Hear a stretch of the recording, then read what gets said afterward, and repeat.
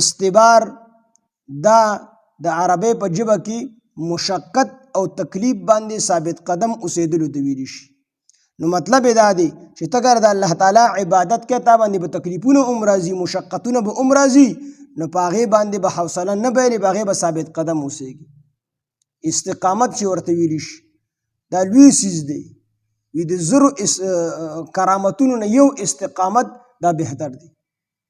یو سړی دی هغه یو ورځ چې کوم دی 10 رکعته نفل وکړي نو بیا یو میاشت نه کوي، نو دا سړی بهتر دی او که دا سړی بهتر دی چې روزانه 2 رکعته نفل کوي، 2 رکعته کوي خو مستقل یې کوي، پرېږدي یې نه، دا 2 والته بهتر دی. دغه استقامت دی. مولانا شبلی رحمه الله روانو په لاره باندې ونې ورته آواز وکړو، وی یا شبلی کن مثلی، وی ای شبلی زما په شانته شه. مولانا شبلی رحمه الله ډېر لوی بزرګ و.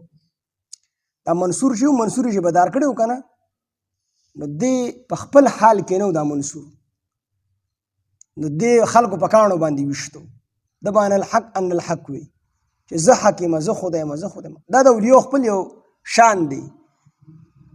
دی چې دې حال ته ورسېد، دی بیا ما به مخکې سوچ کوو دا د مشرانو به وي پلان دلته مونږ یو بزرګ لیدلی و اندام اندام پروت و، داسې وه داسې وه.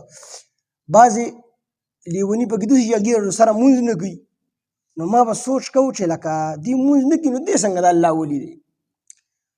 نو دغه ټیم کې دې په خپل حال باندې نه وي. د دې مثال د لیونو وي، د الله په مینه کې دې لیونی شوي، دې په خپل حال باندې نه وي، نو که د نه مونځ فوت هم شي دې مکلف نه دی د الله تعالی نو، د الله تعالی د حکم دې پابند نه دی، لیونی دی د الله تعالی په کتاب کې. نو دې په خپل حال باندې نه دی، نو که دې مونځ پرېږدي که نه نو ځکه دې مکلف نه دی، لیونی دی، لیوني باندې مونځ نشته دی، د ده حال هم بیا د لیوني وي. دا منصور هم د الله په مینه کې لیونی شوی، نو دې خلکو په کاڼو باندې ویشتو، چې په کاڼو باندې ویشتو که نه، په غټو غټو کمرانو باندې هلکان ورپسې ویشتو یې. نو دا مولانا شبلی رحمه الله په سره ته یو وړوکې غوندې کاڼې د خلکو دپاره راواغسته او ویې ویشتسې. دا منصور چې څنګه وویشتو که نه، د چغه کړه چې وایي منډې کړه، چغې وواله. مولانا شبلی رحمه الله ورته وي منصوره دا ټول خلک ته په غټو غټو تیږو باندې ولي، غټو غټو ګټو باندې ولي، په هغې نه خوږېږي، او ما په یو معمولي غوندې کاڼې باندې وویشته، چغه دې وواله. وی د منصور مولانا شبلی رحمه الله ته وایي چې مولانا شبلی د خلکو خو زه پېژندلی نه یم، نو که دوی ما ولي نو هغه ما ته څه درد نه راسي، لکه زه نه خوږېږم، خو تا خو زه پېژندلی یم چې زه څوک یم، نو ستا دا وړوکې غوندې کاڼې دا ما ته ډېر لوی نقصان رارسي. دا مولانا شبلی رحمه الله هم ډېر لوی بزرګ و. نو دې روانو په لاره باندې ونې ورته آواز وکړو، یا شبلی کن مثلي، وی ای شبلی زما په شانته شه. نو دې ودې څنګه ستا په شانته شمه؟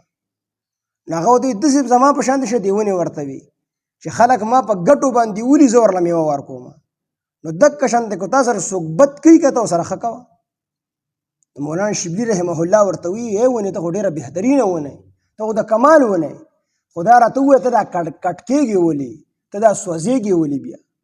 وی دا ونه ورته وي چې مولانا شبلی زه د دې وجې نه کټ کېږم او وچېږم او سوځېږم چې په ما کې استقامت نشته دی، ما کې مستقل مزاجي نشته دی.